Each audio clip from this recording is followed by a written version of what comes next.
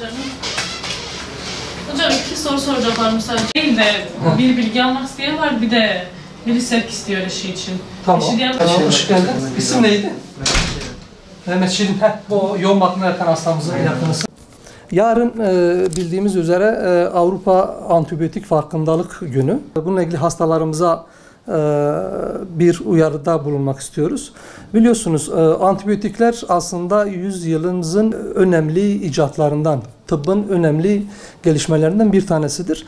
Daha önceleri enfeksiyonlardan, yani mikropların yaptığı hastalıklardan çok insan hayatını kaybederdi. Ama bu antibiyotiklerin hayatımıza girmesinden itibaren eskisi gibi enfeksiyon kaynaklı ölüm oranları çok yüksek oranda düşmüştür.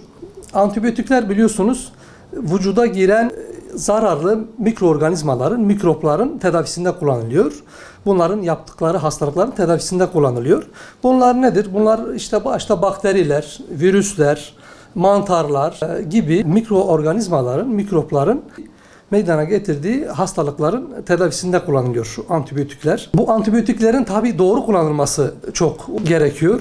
Bu antibiyotikler doğru kullanılmadığı zaman iki önemli durum söz konusu oluyor. Bunlardan bir tanesi antibiyotik direnci dediğimiz, belki de en önemlisidir. Şimdi bu antibiyotikler biz 100 yılın icadı dedik. Ama bunları biz doğru kullanmadığımız zaman biz bunların faydasından, yararından istediğimiz gibi faydalanamayabiliriz. Çünkü antibiyotik direnci geliştiği zaman istenilen oranda bu mikroplarla mücadele edemiyoruz. Yani bu antibiyotikler yararlı olamıyor. Dolayısıyla enfeksiyonla mücadele konusunda da zayıf kalıyoruz. Antibiyotikleri doğru kullanmak gerekiyor. Birincisi, bir kere doktor önerisi olmadan kullanmamamız gerekiyor.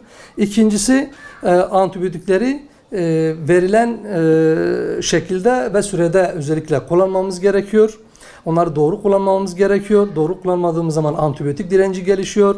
Gereksiz ve yanlış kullandığımız zaman aynı zamanda antibiyotik direnci dışında da bir de bağırsak floramızı bozuyor bu antibiyotikler. Özellikle kullandığımız geniş spektrumlu antibiyotikler ciddi anlamda bağırsak florasını bozuyor. Bağırsak florası bozulduğunda da birçok hastalık gene ortaya çıkabiliyor. Başta gene enfeksiyonlar olmak üzere, mide bağırsak hastalıkları ile ilgili şikayetler olmak üzere bunlar artabiliyor. İshal olabiliyor. Bağırsak floramız bozulduğunda. Biliyorsunuz artık bağırsağa ikinci beyin deniyor. Mesela artık son çalışmaların birçoğu bağırsak üzerine yoğunlaşmış. Artık birçok şeyin aslında sağlıklı bir yaşamın kaynağının bağırsaktan geçtiği söyleniyor.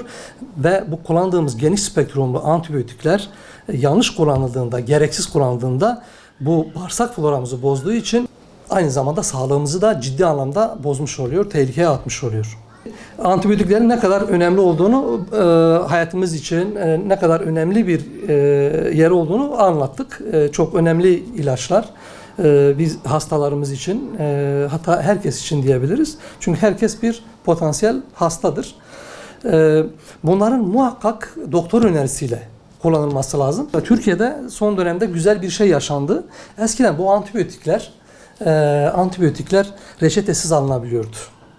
Ama bugün Sağlık Bakanlığı'nın son yaptığı değişiklikle artık insanlar gidip direkt eczaneden hiçbir şekilde alamıyor. Antibiyotik sınıfında olan hiçbir ilacı doktor önerisi olmadan, doktor hatta reçetesi olmadan bu ilaçlara ulaşamıyor. Bu gerçekten hani ülkemizde son dönemdeki yapılan iyi değişikliklerden bir tanesidir.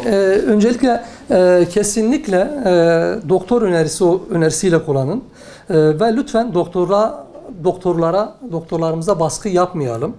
Doktor uygun görüyorsa bu ilacı kullanalım. Çünkü zaten ihtiyacınız varsa doktorunuz bu ilacı size reçete edecektir.